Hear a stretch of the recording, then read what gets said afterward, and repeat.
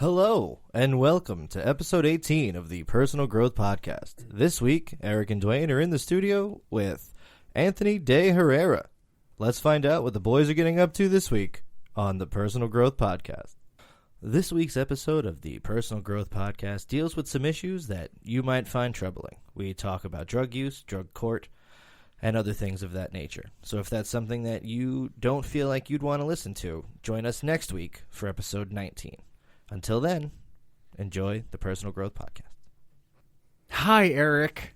What's up, Dwayne? I'm so glad that our announcer wasn't sick this week. Yeah. Last week threw me for a fucking loop. Yeah, I should have let you know ahead of time that a British guy was coming through to do the announcements. I'm sorry. Jesus. That's on me. I'm sorry. I'm sorry. All right, so we've got in studio a good friend of mine, Anthony Deherrara. Hello. God. Dude, it's so good to have you here, man. Cool. Thanks for having me. Yeah, absolutely. So for our listeners, Anthony, you and I have known each other for like 10 years? About a year before the drug court program. Can I say that? Yeah. Okay. Yeah. No, I think, dude, we met long before that. Did we? Yeah. Okay. So about 8, 9, 10. Yeah, close. In the ballpark of a decade, yes. Okay. Yeah, in that ballpark. Yeah. But so, I mean, I've been out of drug court for 3 years now. Was in drug court for 3+ years. So it's been longer than 6 years for sure. Yeah. And I want to say, you said a year before. I feel like maybe it was a year before you got into drug court because you had What can we and cannot say on it? Should I just talk about whatever? Yeah, no. We can talk about everything. Because I remember I was like, let it fly, just man. like Let it fly. freaking hooked on oxys, man. And I remember like about a year before I got busted to go into drug court, like you were like my last oxy hookup. Yeah. So maybe I did know you before that, but I started buying drugs from you like in like 2012. Yeah, no, that sounds So that sounds about right. So yeah, I mean, come on, yeah, it's over 8 years, 8 to 10. Yeah. Well, I remember at that time, I have not talked about my drug selling years on the podcast, but it's fine. I have talked about being in recovery. Oh, and my bad. No, I don't mind. Like, No, thank you. Okay. I come from a colored background. That's racist. I have not always been so. I didn't mean it to be. Fuck you. I think we just exposed something. Yeah, no. Just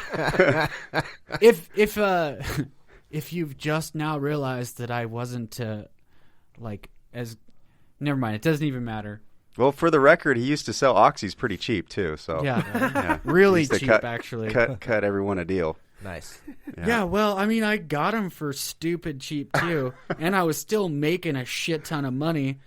And what they say, don't get high on your own supply. What's the statute of limitations for admitting to being a drug? Like, I was charged. It's fine. Okay, so you're all right. So we can. All right, cool. Yeah, cool. I mean, I wasn't charged for because I can't Dwayne host the this dope thing by man. myself. Fuck your references. I'm in the dope game now. Have do you know Shane Torres, the comic? Yeah, I've heard the name. I don't know that I've ever met him personally. So, Anthony, Eric Cole is a local comedian. He's kind of up and coming in Boise right now. I don't like to brag, but he's kind of a big deal. Right on. Cool, man. Dude, so in previous episodes, we've talked about how Eric opened for Jay Moore and Tom Green. Cool. So I mean, like he's a pretty big deal. Right on. Getting out there. Wow. Yeah, it's pretty fucking cool.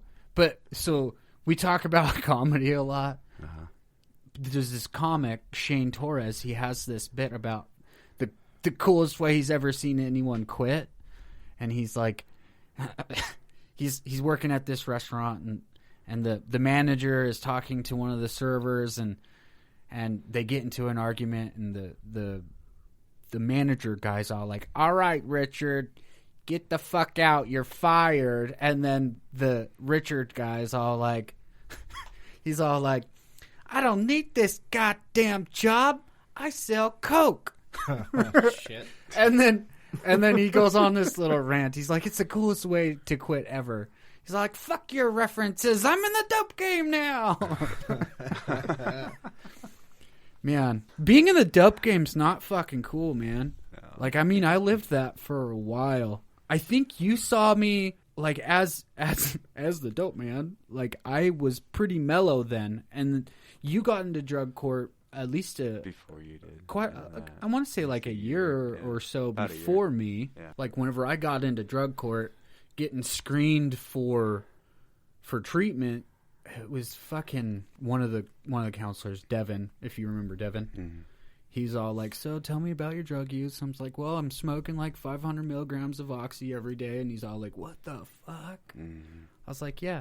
He's like, you know that could kill a horse? And I was like, well, I did it every day. And I'm definitely not a horse. So that goes to show tolerance levels can increase very quickly. Yeah, I was talking to a friend of mine last night about, like, wrestlers. When they tell stories about how, like, well, we were on the road and the kid came into the room and he had a big bag of pills and nobody knew what they were, so we were just like, let's just take the same amount. And they would just grab a handful and, like, toss them down 20, 30 at a time. Jesus. And we literally had the same conversation, like, how do people survive that? And it's just, you know, you build it up, like you said, tolerance over time. Yeah. It's crazy to me to think that, like, that's a thing that could happen. You know, I've used a lot of drugs, and I have a pretty high tolerance for several types of drugs. But I think that even you had. Right. Even me, with having a high tolerance at the time, would never have grabbed a handful of unknown pills and just threw them down the hatch. That seems really irresponsible. Well, you know, I mean, when you're... you're on the wrestlers back then, at least. I don't know if it's the same now, but, like, they'd be on the road 300 nights a year with no off season, very little days off, and you know they're putting themselves through tables and hitting each other with chairs, and it's choreographed, and they know the outcome of what's going to happen. But, like, they're still crazy. You can't fake getting hit in the head with a metal chair. Like, you can't take that shot and not get hurt. You know what I mean? So, like, some of these guys would just pop a bunch of pills just to be able to move and get to the next town and get to the next show. Were you talking to Shalafo about that? I was. Dustin Shalafo, yeah. That's crazy. All right, let's get back to personal growth. Obviously, you and I, Anthony, we graduated drug court, and we've experienced quite a bit of growth since then, during and since then. Like, what kind of stuff have you been into since you've graduated? Like hobbies or something? Or? Like your hobbies. Like, what are you doing to grow? So before you answer that question, as somebody who's never been to drug court, like, I hear it a lot, but, like, I had always assumed drug court is you go in and you talk to a judge about what you did. And then, so how, like you said, graduated, is it like a program? Like, what, how does it work? Yeah, to someone who doesn't know what that is, it would sound odd, I guess. So drug court is a 14-month minimum drug and alcohol treatment program. Okay. And you go through something of a curriculum. And do they put you in are you in like a facility altogether? It's all outpatient. Like a dorm it's outpatient treatment.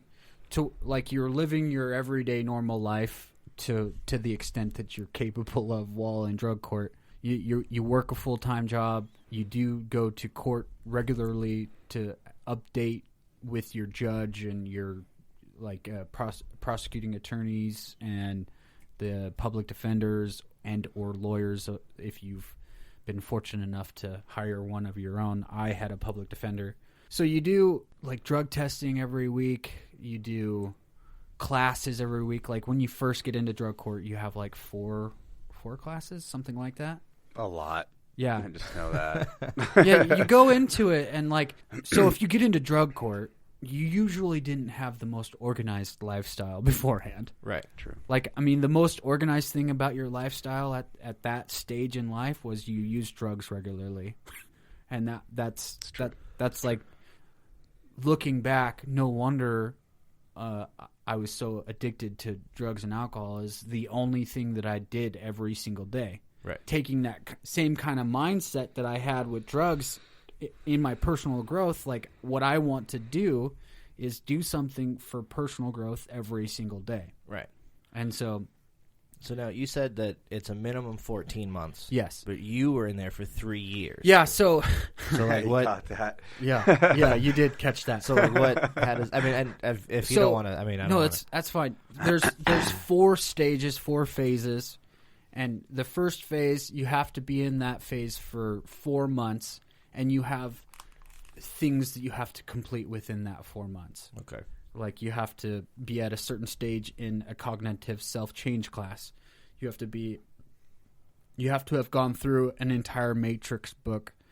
And to go into all of the detail of that, it would just take way too much time. That's fair. Yeah, But- I don't need like the, Yeah, so you're in a Matrix class, which is basically an early recovery, like, introduction to, like, the lifestyle of recovery. Okay. You have to go to 12-step meetings I had to do a 90 meetings in 90 days. Yikes. That was court ordered. The judge said, "Hey, you're doing 90 meetings in 90 days," and you like That sounds worse than jail. No, it Like having to sit in a room for 90 days in a row with this.